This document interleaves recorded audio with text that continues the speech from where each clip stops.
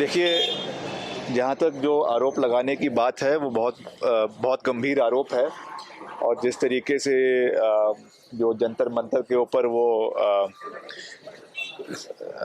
Miss Phogat जो वहाँ पे जो प्रोटेस्ट कर रही हैं, वो उनका संवैधानिक अधिकार है। मगर इसमें मामले की गंभीरता को देखते हुए जो हमारा स्पोर्ट्स मिनिस्ट्री है केंद्र सरकार की, उनको इसमें निष्पक्ष जांच के लिए केंद्र सरकार को लिखना चाहिए, बात करनी चाहिए।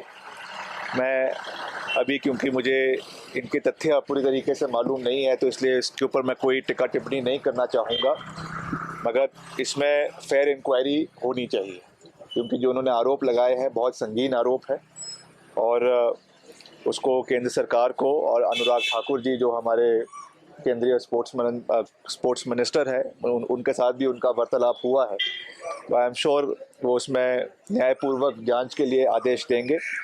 और जब तक वो परिस्थिति साफ नहीं होती है तब तक जिन व्यक्ति के ऊपर आरोप लगाए गए हैं उनको अपने कार्यभार से दूर रहना चाहिए। सर, राष्ट्रीय नियुक्तियां भी की जाती है, इसमें क्या क्या कहना? काफ़ी लंबे समय से कई जो है राजनीतिक जो लोग हैं इसमें देखिए, मैं राष्ट्रीय स्तर की बात तो नहीं कर सकता हूँ, मगर हिमाचल में हम पारदर्शिता लाने का प्रयास हमारी पूर्व सरकार ने भी किया था और वर्तमान सरकार भी करेगी। मैंने इस विषय में मुख्यमंत्री जी से भी चर्चा करी है और उन्होंने भी अपनी हामी इन प्रिंसिपल भरी है।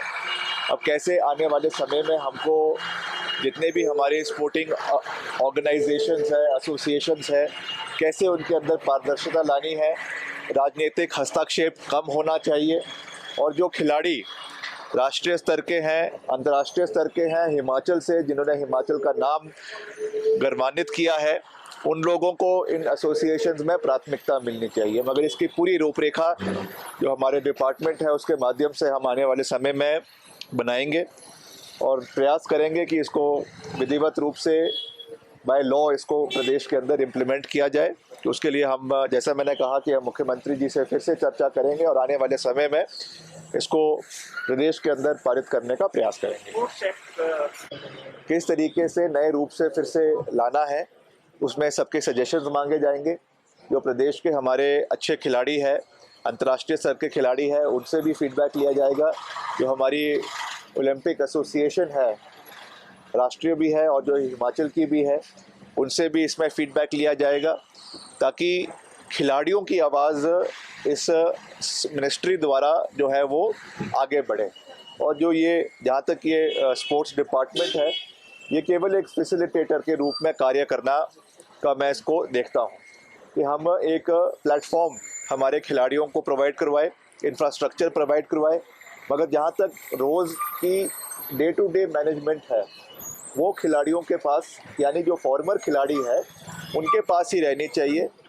Because the government has particularly no business to be in sports on a regular basis. जहाँ तक पॉलिसी बनानी है, पॉलिसी डिसीजंस है, इंफ्रास्ट्रक्चर क्रिएशन के लिए सपोर्ट है, वो गवर्नमेंट करेगी, वो हमारा दायित्व है।